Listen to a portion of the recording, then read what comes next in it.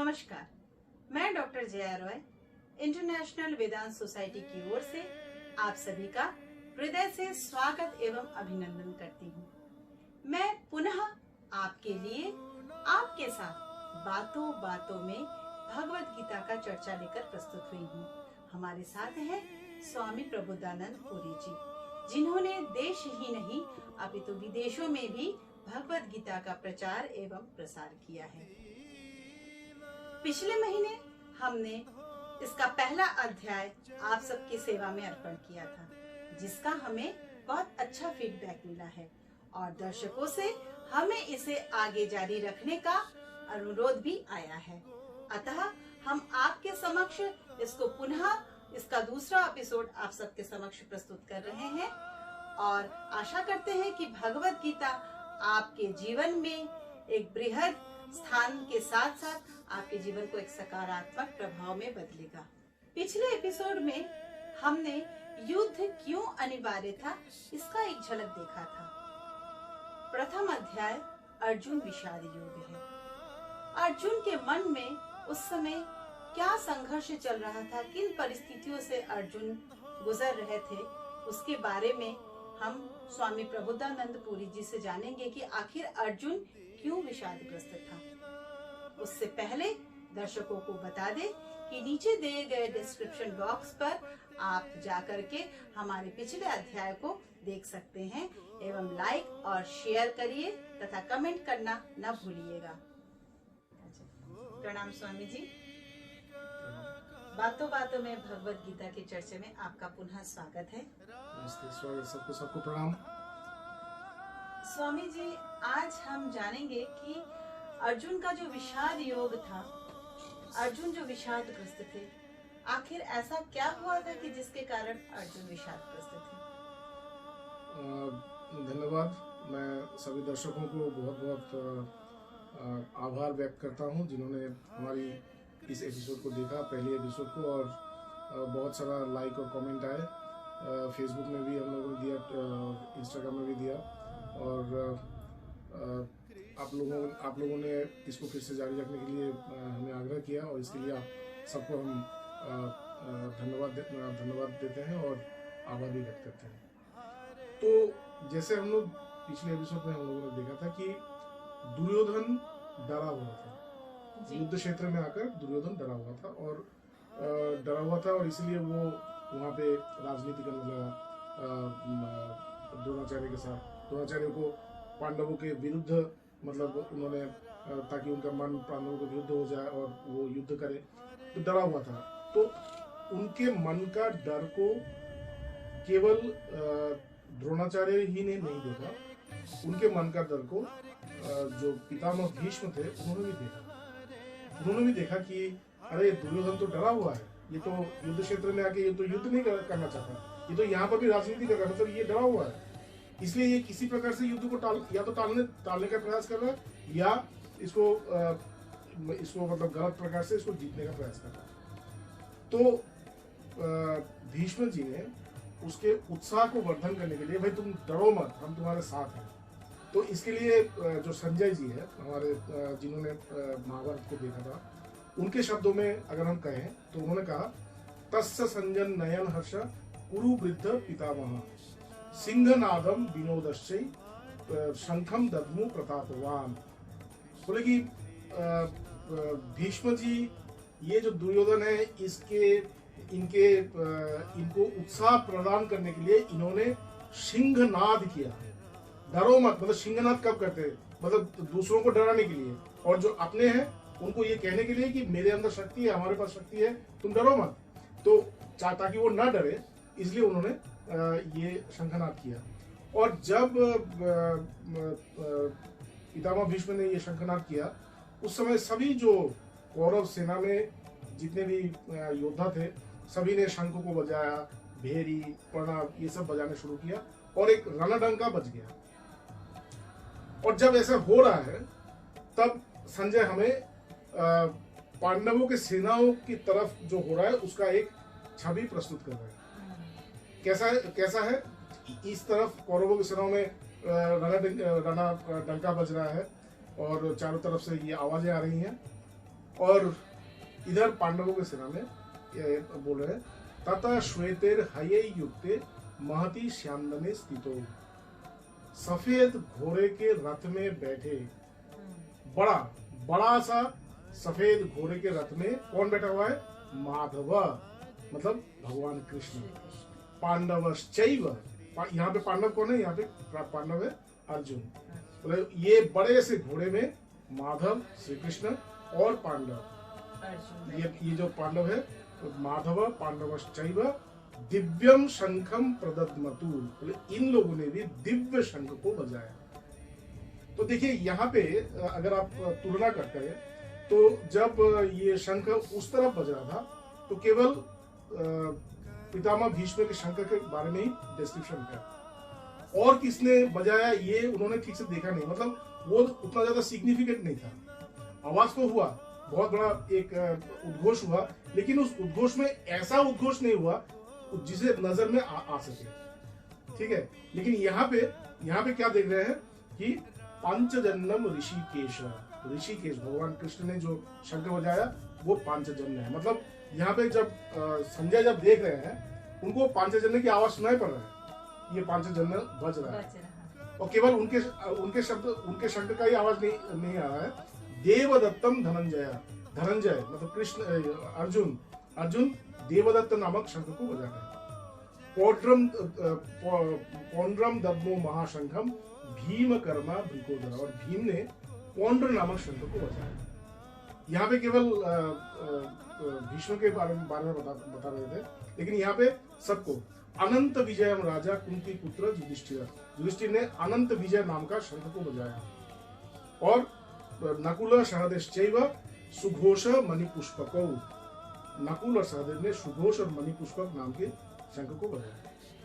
और बजाने के बाद ही चारों तरफ और भी बजा, काश्यश्च परमे श्वासा शिखंडी च महारथा, मतलब काशीराज शिखंडी, इन सब का डिस्क्रिप्शन है। मतलब इन लोगों ने भी शंख बजाया, और ये शंख ऐसा था कि सघोषो धार्तराष्ट्राणाम हृदयानि वेदारथ, इनके उद्घोष से धृतराष्ट्र के जो तरफ के जो सैनिक थे, मतलब जो कौरव के सैनिक थे, इनके हृदय में कंपन शुरू हो गया। तो ये शंख बजा और चारों तरफ शंख बजा, मतलब अभी युद्ध शुरू होने वाला है। तो यहाँ पे हम लोग देख रहे हैं, क्या देख रहे हैं यहाँ पे, फिर संजय हम लोग को अर्जुन की तरफ फोकस कर रहे हैं। अर्जुन क्या कर रहे हैं, तो क्या बोल रहे हैं?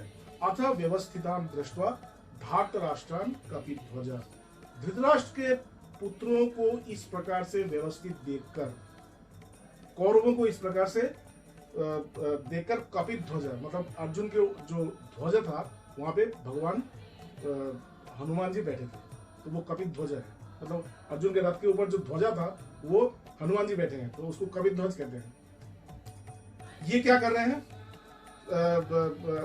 अथ व्यवस्थितान दृष्ट्वा धार्तराष्ट्रान कपिध्वजा प्रवृत्ते शस्त्र संपादे धनुरुद्दम्म पांडव, वो देख रहे हैं कि यार ये लोग सब अपना अपना शस्त्र निकाल रहे हैं, ये लोग अपना अपना शस्त्र निकाल रहे हैं, ये लोग युद्ध के लिए तैयार हो रहे हैं, और पांडव मतलब अर्जुन देख रहे सब। मतलब तब अर्जुन के मन में बहुत ज्यादा क्रोध था, एक प्रतिशोध की भावना था, ठीक है। इसके बाद अर्जुन ने भगवान कृष्ण से कहा कि वो था कि यावदेता निरीक्षे हम, इसके बाद उन्होंने कहा कि ऋषिकेशम तदा वाक्यम इदम आह महीपते, जब ऐसा देखा तब ऋषिकेश को उन्होंने कहा, मतलब अर्जुन ने कहा, क्या कहा? सेनया उभयोर मध्य रथ स्थापय मेच्युत, हे मेरे अच्युत, दोनों सेनाओं के बीच में मेरे रथ को स्थापना करो, क्योंकि मैं देखना चाहता हूँ इनकी सेना को देखना चाहता हूँ, इनकी सेना का जो पॉजिटिव जो एस्पेक्ट है उसको देखना चाहता हूँ, और इनके सेना का जो नेगेटिव एस्पेक्ट है वो भी देखना चाहता हूँ, और मैं अपने सेना का भी पॉजिटिव और नेगेटिव एस्पेक्ट देखना चाहता हूँ। तो बोल रहे हैं यावदेता निरीक्षेहम युद्ध कामान अवस्थितम कैर्मया सह युद्धव्यम अस्मिन रण समुद्रमे, ये जो बात है इसमें अर्जुन के अंदर की जो रोष है, जो गुस्सा है, जो मतलब जो उनके अंदर जो क्रोध है, जो अग्नि है, वो दिखा रहा है कि जब तक मैं देख ना लूं कि युद्ध के कामना को लेकर के कौन कौन यहाँ पे आए हैं, तब तक आप मेरे रथ को इसके बीच में रखें। ठीक है। यावदेतां निरीक्षेऽहं युद्ध कामानवस्थितं कैर्मया सह योद्धव्यम अस्मिन् रण समुद्रे। इसके बाद बोल रहे हैं योत्समानान अवेक्षेऽहं य एतेत्र समागताः। युद्ध की कामना लेकर कौन कौन यहाँ पे आए हैं मैं देखना चाहता हूँ। क्यों? धातराष्ट्रास्य दुर्बुद्धे युद्धे प्रिय चिकित्सा। ये जो धृतराष्ट्र के लड़कों का, ये जो धृतराष्ट्र के पुत्रों का दुर्बुद्धि से कि कौन कौन प्रभावित हुआ और कौन कौन अपने जान को, अपने प्रिय जान को अपने हाथ में लेकर के मेरे सामने खड़े हैं। और तब अर्जुन के अंदर उस समय विषाद नहीं है, अर्जुन के अंदर उस समय क्रोध है। मैं देखना चाहता हूँ कि ये जो धृतराष्ट्र के लड़कों के बुद्धि से जो आज जो हमारे पास ये कुरुक्षेत्र युद्ध उत्पन्न हुआ, मैं देखना चाहता हूँ कि ये कौन सा लोग हैं जो इनकी बात को लेकर के आए हैं, जो इनके प्रिय प्राण अपने हाथों को लेकर आए, क्योंकि मैं सबको मार दूंगा। Arjun was very clear about this that whoever stands in front of me is going to die। ठीक है। तब संजय कह रहे हैं कि इसके बाद भगवान कृष्ण अर्जुन को इनके सामने लेके गए, इन दोनों सेनाओं के बीच में लेके गए। लेकिन लेके जाके कहां गए? भगवान कृष्ण है, भगवान कृष्ण कम नहीं है। भगवान कृष्ण अर्जुन के मन को भी बहुत अच्छी तरीके से जानते हैं। जैसे अर्जुन उस सेना के अच्छे और बुरे या पॉजिटिव और निगेटिव एस्पेक्ट को देखना चाहते थे, भगवान कृष्ण अर्जुन के मन के पॉजिटिव और नेगेटिव एस्पेक्ट को देख रहे हैं। अर्जुन के मन का सबसे बड़ा जो निगेटिव एस्पेक्ट था इस युद्ध भूमि में, वो है अपने पितामह भीष्म और गुरु द्रोण के प्रति अथाह श्रद्धा, अथाह भक्ति, अथाह प्रेम। वो कुछ भी करेगा लेकिन मैं इन दोनों को टच भी नहीं करूंगा। लेकिन भगवान कृष्ण ने उनके रथ को एकदम डायरेक्ट भीष्म द्रोण प्रमुखतः सर्वेषां च महीक्षिता, दोनों ये भीष्म और द्रोण के रथ के सामने जाके उनके रथ को खड़ा कर दिया। और हम लोग कहते हैं कि जो पहला अध्याय है अर्जुन विषाद योग, इसमें केवल अर्जुन की ही बातें हैं, ऐसा नहीं है। यहाँ पे भगवान कृष्ण की भी बातें हैं। मतलब भगवान कृष्ण ने भगवत गीता के 18 अध्याय में ही उन्होंने कुछ कहा। तो यहाँ पे क्या कहा? उवाच पार्थ पश्येतान समवेतान कुरुनीति। यहाँ पे भगवान कृष्ण कह रहे, हे पार्थ देखो इस पूरे कुरु वंश को, कुरु सेना को, कौरव सेना को देखो। लेकिन कौरव सेना को देखने के बारे में कहकर वो निर्देश कर रहे भीष्म और द्रोण को। ठीक है। ये जब हो गया, अभी यहां से शुरू हो रहा है। अभी संजय के बाद से शुरू करते हैं। फिर से संजय क्या कह रहे हैं ये देख रहे हैं। संजय अर्जुन को भी देख रहे हैं, कृष्ण को देख रहे हैं, भीष्म को तो सब कुछ को देख रहे हैं। संजय देख रहे हैं तत्र अपश्चात स्थितान पार्थ पितृनत पितामहान। पार्थ देख रहा है कि सामने मेरे पितृनत मतलब पिता लोग, मतलब पिता समान लोग खड़े हैं, और पिता महान, पिता महा, पिता हमारे दादाजी के लोग जैसे लोग खड़े हैं। तत्र अपश्चात मतलब देखा, ऐसा नहीं कि वो अभी देख रहे हैं, संजय अभी देख रहे, ऐसा नहीं है। सब संजय अभी देख के बोले, ऐसा नहीं है। ये जैसे मैंने पिछले बार भी कहा था, ये जो भगवत गीता है, ये भगवत गीता एक्चुअली महाभारत युद्ध के बीच में बोला गया था। मतलब पहले ही बोला गया था, लेकिन धृतराष्ट्र को ये बाद में पता चला कि ये हुआ था। क्योंकि अगर ये अभी होता तो कहते कि तत्र पश्चात स्थितान पार्थ, बोलता पार्थ ने देखा, लेकिन यहाँ पे बोल रहा है तत्र अपश्चात स्थितान पार्थ, पार्थ ने ऐसा देखा। मतलब पिछले घटना ये घट चुका है, ठीक है। तत्र अपश्चात स्थितान पार्थ पितृनत पितामहान आचार्यान, आचार्य लोग। आप सोचिए, केवल अपने बारे में सोचिए। आप कहीं युद्ध में गए हैं और आपके सामने आपके पिता खड़े हैं, आपके पितामह खड़े हैं और आपके आचार्य खड़े हैं। आप क्या करेंगे? आचार्यान मातुलान, मामा तो सबसे प्रिय होता है, मामा लोग मेरे सामने खड़े हैं। आचार्यान मातुलान भातृन मतलब भाई, और इसके बाद भी रुका नहीं है, पुत्रान, पुत्र समान, मेरे पुत्र लोग खड़े हैं। आप अपने पुत्र के साथ युद्ध करेंगे? जिंदगी में नहीं करेंगे। पुत्रान पौत्रान, पुत्रों के पुत्र जो और भी ज्यादा मतलब प्रिय है हम लोगों को, वो सामने खड़े हैं। पुत्रान पौत्रान सखीन तथा, और मेरे सगे सखा, हाँ, मेरे दोस्त, दोस्त, मेरे मित्र, ये सब खड़े हैं। और यहाँ पे खत्म नहीं होता, स्वसुरान, स्वसुर लोग, जो मेरे जो ससुर है वो स्वसुरान सुहृदश्चैव सेनयो उभयोरपि, दोनों सेनाओं के बीच में देख रहे हैं कि आचार्य, पिता, पितामह, मातुल, मामा, भाई, पुत्र, पौत्र, ससुर और शुभ शुभ चिंतक, सब लोग। और बचा कौन? बचा तो कुछ नहीं। नहीं, मतलब अर्जुन के साथ जो भी थे सब उसके सब विरुद्ध आके खड़े विरुद्ध हुए। खड़े हैं। और बचा कौन? बिल्कुल। ये जब देखा, देखने के बाद अर्जुन का मन जो है वो घूमने लगा और उसके मन में ये शोक उत्पन्न हुआ। कृपया परयाविष्टो विषीदन इदम अब्रवीत, वो उस समय वो शोक संतप्त हो गया कि मैं ये क्या कर रहा हूं और ये क्या हो रहा है, ये हमारे सामने क्या। हम लोग तो एक छोटा से एक राज्य के लिए लड़ रहे थे, लेकिन राज्य के लिए लड़ने का मतलब ये नहीं कि मैं अपने पूरे परिवार के साथ लड़ जाऊं, मेरे जानने वाले हैं, जो लोग मेरे प्रिय हैं, सबके साथ लड़ जाऊं तो बचेगा कौन? राज्य लेके मैं क्या करूंगा?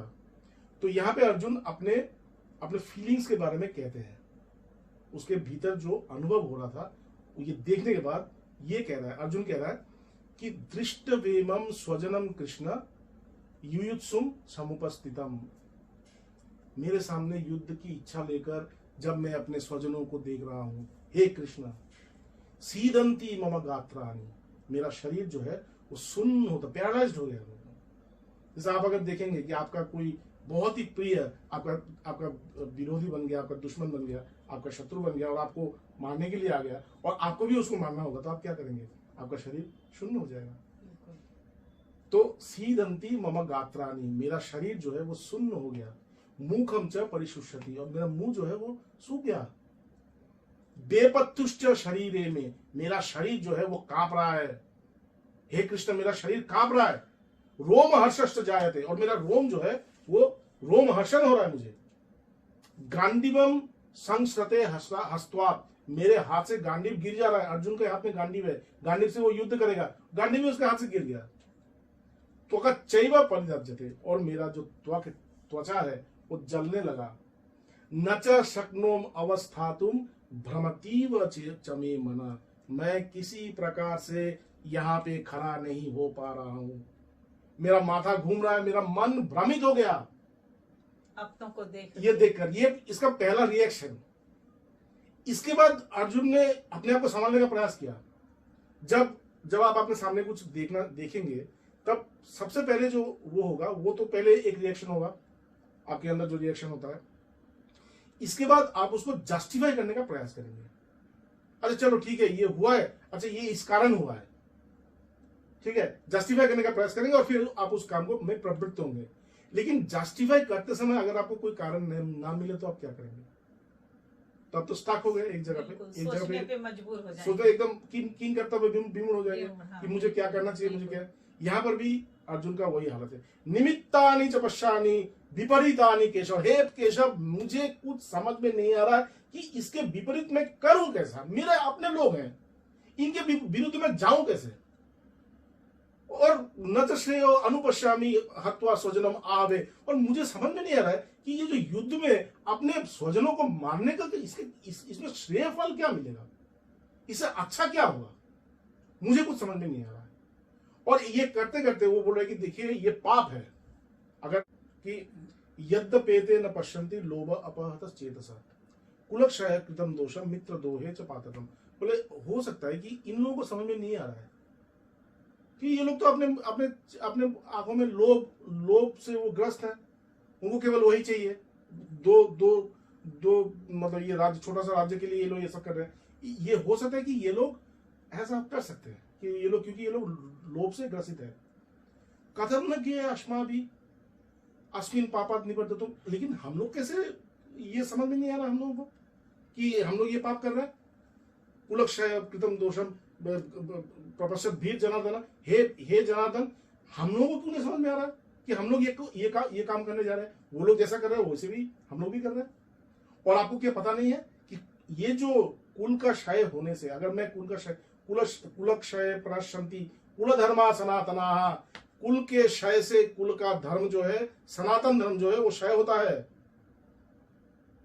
ठीक है, ये और धर्मे नष्टे कुलम कृष्ण अधर्मम अभिभवत्युता। और अगर धर्म ही खत्म हो जाए, अगर धर्म ही नष्ट हो जाए तो क्या होगा? अधर्म आ जाएगा। तो हम लोग तो अधर्म कर रहे हैं। ये तो कोई बात ही नहीं है। ये तो युद्ध करना ही नहीं चाहिए, क्योंकि ये इस युद्ध से क्या होगा? अपना अपना कुल खत्म होगा। और कुल खत्म होने का मतलब क्या है? कुल में अधर्म होगा। और कुल में अगर अधर्म आता है तब क्या होगा? अधर्म अभिभवात कृष्ण प्रदुष्यंति कुल स्त्रिय।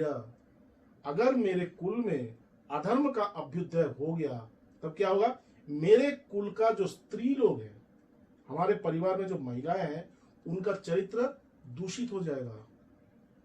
अगर उनका चरित्र दूषित होगा तब क्या दूषित होगा तब क्या होगा? तब तो हमारा कुल का विनाश हो जाएगा। विनाश तो होगा ही, कुल का जो शुद्धता है वो भी नष्ट हो जाएगा। नष्ट हो जाएगा। स्त्रीषु दुष्टाशु कौनते स्त्रीषु दुष्टाशु वार्ष्णेय जायते वर्ण शंकर। हे वार्ष्णेय, अगर स्त्री अगर दुष्ट हो जाए, अगर स्त्री का चरित्र अगर दुष्ट हो जाए तो हम लोगों का वर्ण शंकर हो जाएगा। मतलब हम लोगों का जो वर्ण है वो मिक्स्ड रेस हो जाएगा। क्योंकि आर्य लोग हमेशा रेस के प्रति बहुत ज्यादा वो रहते थे कि रेस में कोई भी मिक्सचर ना हो, वो एकदम शुद्ध सत्य रहे। और क्योंकि उसमें जो आचरण है, उसमें जो धर्म है, उस धर्म को पालन करने वाला कोई नहीं रहेगा। और अगर उस धर्म को पालन करने वाला कोई नहीं रहेगा तब क्या होगा? तब तो हमारे जो पितर लोग हैं, ये लोग पतंती पितरे येषाम लुप्त पिंड उदगत क्रिया। हमारे जो पितर लोग हैं, हमारे जो पूर्व पुरुष है, वो लोग जो स्वर्ग में अभी वास कर रहे हैं, ये लोग तो नीचे गिर जाएंगे। क्योंकि उन लोगों को पिंड देने वाला, पानी देने वाला कोई है रहेगा ही नहीं। क्योंकि ये तो वर्ण शंकर हो गया। आज मेरा जो पितामह है, वो इसके बाद तो जिसका जो आएगा उसका पितामह वो नहीं होगा, वो अपने पितामह को देगा। तो मेरे पितामह को कभी पानी मिलेगा ही नहीं, मुझे भी नहीं मिलेगा। तो हम लोग इतना बड़ा नाश हो रहा है। और ऐसे करते करते उन्होंने लास्टली जो कंक्लूजन है अर्जुन का वो ये था कि यदि मामा अप्रतीकारम अशस्त्रम शस्त्र पानय।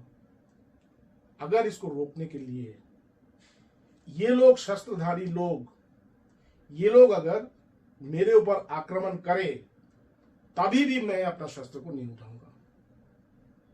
धातराष्ट्र रणे हंतु तन्मे क्षेम तरम भवे। अगर मैं धृतराष्ट्र के पुत्रों के हाथों इस रण में मैं अगर हनन हो जाता हूं, मर जाता हूं, मैं वीर गति को प्राप्त होता हूं, तो भी ये श्रेय है मेरे लिए। अर्जुन पूरा इसमें क्लियर है कि मैं इस युद्ध को नहीं करूंगा। और ऐसा कहकर उन्होंने भगवान कृष्ण को कहा कि मैं युद्ध नहीं करूंगा। कहकर वो न योत्स इति गोविंदम उक्त्वा तुष्टिम बहुवह। मैं युद्ध नहीं करूंगा ऐसा कहकर वो चुपचाप शोक संतप्त होकर बैठ गया। तो ये है अर्जुन का शोक। वाह स्वामी जी, आपने जिस तरीके से आज अर्जुन के विषाद योग का वर्णन किया, हमें तो ऐसा लग रहा था कि हम उस कुरुक्षेत्र के मैदान में पहुंच गए जहां ये घटनाएं घटित हुई थी। और दर्शकों, ये ऐसा इस तरह से वर्णना ही है, ऐसा संजय ने जिस प्रकार से वर्णना किया था। तो आप अगर पढ़ेंगे तो आपको भी ऐसा लगेगा कि आप भी कुरुक्षेत्र में खड़े हैं। बिल्कुल। तो दर्शकों आपको भी शायद हमारी बातों से आप भी परिचित होंगे एवं आंखों देखा वर्णन जैसा संजय ने कहा था धृतराष्ट्र से, स्वामी जी ने सारी स्थिति को आपके समक्ष लाकर खड़ा कर दिया। आपको भी कुरुक्षेत्र पहुंचा दिया जहां पर ये युद्ध होने की संभावनाएं हो रही थी। और हमें यह भी पता चला कि अर्जुन क्यों और किस कारण से विषादग्रस्त रहे। तो स्वामी जी, आपने बहुत महत्वपूर्ण चीजों को हमारे समक्ष, हमारे दर्शकों के समक्ष रखा और बहुत सारी जानकारियां हमें प्राप्त हुई। हम आशा करेंगे कि हम बातों बातों में भगवत गीता का पुनः अगला एपिसोड चर्चा के साथ आप सबके समक्ष प्रस्तुत होंगे। इसके बाद जो है वो इसके बाद अभी तो अर्जुन ने कहा कि मैं युद्ध नहीं करूंगा, लेकिन इसके बाद एक समय अर्जुन को ऐसा लगता है कि मैं गलत कर रहा हूँ और वो भगवान कृष्ण के समक्ष समर्पित हो जाते हैं, आत्मसमर्पण करते हैं। और जब आत्मसमर्पण करते हैं तभी से गीता शुरू होता है। अच्छा। तो अभी तो ये केवल एक मतलब इंट्रोडक्शन है, भूमिका बनी है, भगवत गीता का एक इंट्रोडक्शन है। जी जी। ज्यों ही वो समर्पण होगा तभी भगवान कृष्ण पकड़ के उसको गीता समझाते हैं। बहुत अच्छा। तो दर्शकों, मैं पुनः आपसे यही कहूंगी कि नीचे डिस्क्रिप्शन बॉक्स में लाइक, शेयर और कमेंट करना ना भूलें। हमारा जो चैनल है इंटरनेशनल वेदांत सोसाइटी यूनिवर्सल, उससे आप जरूर जुड़ के रहें। तब तक के लिए आज्ञा चाहती हूँ। नमस्कार। নমস্কার। ডান। Very good. তোমার কেমন লাগলো? আমার তো খুব ভালো লাগলো। আমিও সত্যি ওইখানেই পৌঁছে গেছি।